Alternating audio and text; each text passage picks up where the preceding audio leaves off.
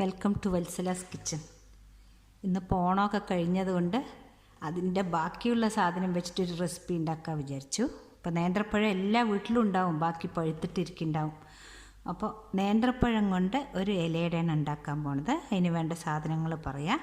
2 നേന്ത്രപ്പഴം എടുത്തിട്ടുണ്ട്. ഇതിലൊരു കപ്പ് തേങ്ങ, ഇതിലൊരു കപ്പ് അരിപ്പൊടി, 2 അച്ച് വെല്ലം, കുറച്ച് ഏലക്കായപ്പൊടി. ഇതാണ് ഇതിന് വേണ്ട ഇൻഗ്രീഡിയൻസ്.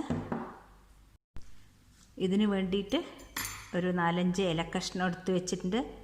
ഇത് ആ 2 അച്ച് വെല്ലം ഒന്ന് അലിയിച്ചിട്ട് അരിച്ചെടുത്തതാണ്. ഇത് കുറച്ച് വലിയ അച്ചായതുകൊണ്ടാണ് 2 എണ്ണം എടുത്തത്. ചെറുതാണെങ്കിൽ ഒരു 4 എണ്ണം എടുക്കണം.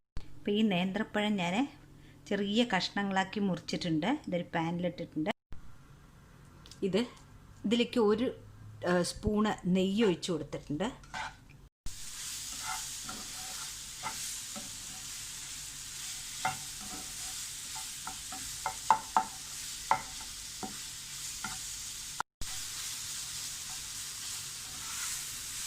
ഇത് നല്ലപോലെ ഒന്ന് ഉടച്ച് കൊടുക്കുക. ഇനി നമുക്ക് ആവിയിൽ വെക്കുമ്പോൾ ഇത് ആദ്യം വേവും, അതുകൊണ്ട് ഇത് ഇത്ര ആയാൽ മതി.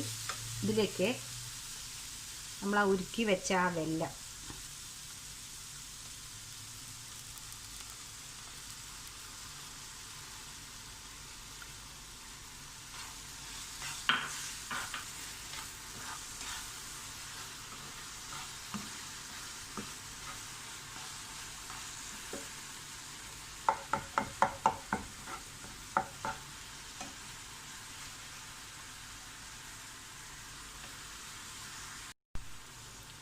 ഇനി നമ്മൾ എടുത്തു വെച്ച തേങ്ങ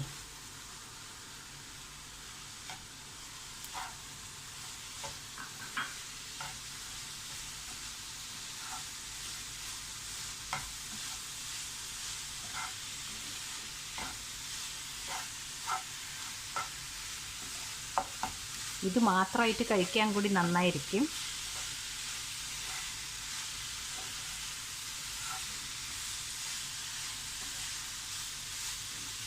ഇനി ഇതിലേക്ക് നമ്മൾ ആ കുറച്ച് ഏലക്കായ പൊടിച്ചിട്ടും ചേർത്തി കൊടുക്കുക. ഇതിലേക്ക് കുറച്ച് ഏലക്കായ, ഞാനിത് പൊടിച്ച് വെച്ചതാണിത്. ഏലക്കായും പഞ്ചസാരയും കൂടി പൊടിച്ച് വെച്ചതാണിത്.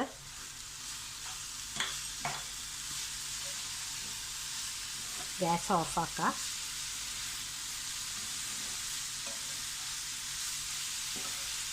ഇത് റെഡി ആയിട്ടുണ്ട് പൂർണ്ണം.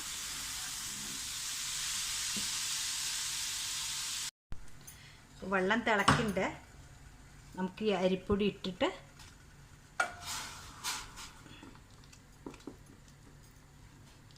ഇതിന് ഗ്യാസ് ഓഫാക്കാം. ഇതിന് നമുക്ക് നല്ലപോലെ മിക്സ് ചെയ്തിട്ടൊന്ന് കുഴക്കുകയേ വേണ്ടു.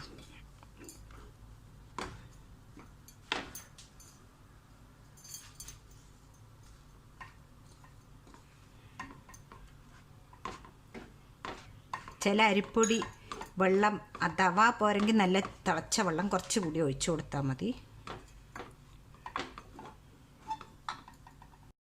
ഈ മാവിലേക്ക് ഒരു 1/2 ഗ്ലാസ് കൂടി വെള്ളം ഒഴിച്ചിട്ടുണ്ടായിരുന്നു. ഞാൻ തിളച്ച വെള്ളം ഒഴിച്ചിട്ട് ഒന്നുകൂടി കുഴച്ചതാണിത്. അപ്പോൾ ഈ ഇലയിലെല്ലാം കുറേശ്ശെ നെയ്യ് തടയി കൊടുത്തിട്ടുണ്ട്. ഇനി നമുക്കിതിലേക്ക് മാവ് വെച്ച് പരത്ത് വേണ്ടു. ഇങ്ങനെ ഓരോ ഉരുള മാവ് എടുത്ത് വെച്ചിട്ട് നമുക്കിങ്ങനെ പരത്തി കൊടുക്കാം.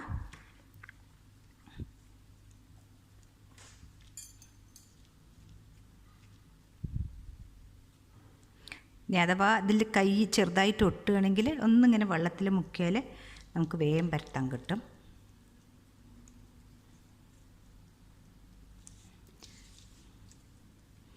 ഞാനിപ്പോൾ നൈസായിട്ടാണ് പരത്തണത്. ഇതങ്ങനെ പരത്തി കൊടുത്തിട്ടുണ്ട്. ഇങ്ങനെ നമുക്ക് എല്ലാ ഇലയിലും പരത്തിയെടുക്കാം. ഇനി ഇതിലേക്ക് നമുക്ക് ഫില്ലിംഗ് വെച്ച് കൊടുക്കാം.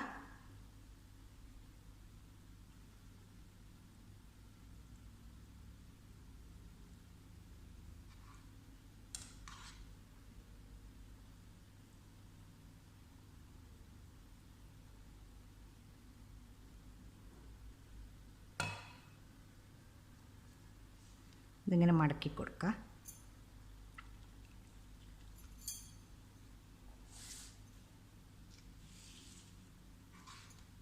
ഇതേമാതിരി എല്ലാറ്റിലും നമുക്ക് വെച്ച് കൊടുക്കാം. എത്ര എളുപ്പത്തിൽ ഇലയുടെ റെഡി ആയിക്കഴിഞ്ഞു. നമുക്ക് ഇത് വേവാനും ടൈം ഉണ്ടാവില്ല. ഇതിപ്പോൾ ഈ അരിപ്പൊടി ഞാൻ ഇതിൻ്റെ പൊടിയാണ് എടുത്തിരിക്കുന്നത്, പത്തിരിപ്പൊടിയാണ് എടുത്തിരിക്കുന്നത്.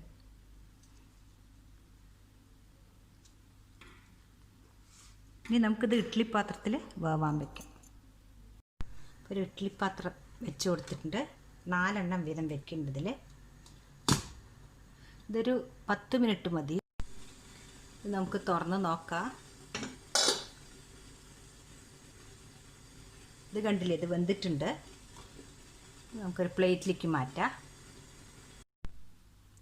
ഇങ്ങനെ നേന്ത്രപ്പഴം കൊണ്ടുള്ള ഇലയുടെ റെഡി ആയിട്ടുണ്ട്. അപ്പം നിങ്ങളെല്ലാവരും ഇത് ട്രൈ ചെയ്ത് നോക്കുക. എന്നിട്ട് എനിക്ക് ഇഷ്ടപ്പെട്ടാൽ എനിക്ക് കമൻസ് അറിയിക്കൂ. Thank you.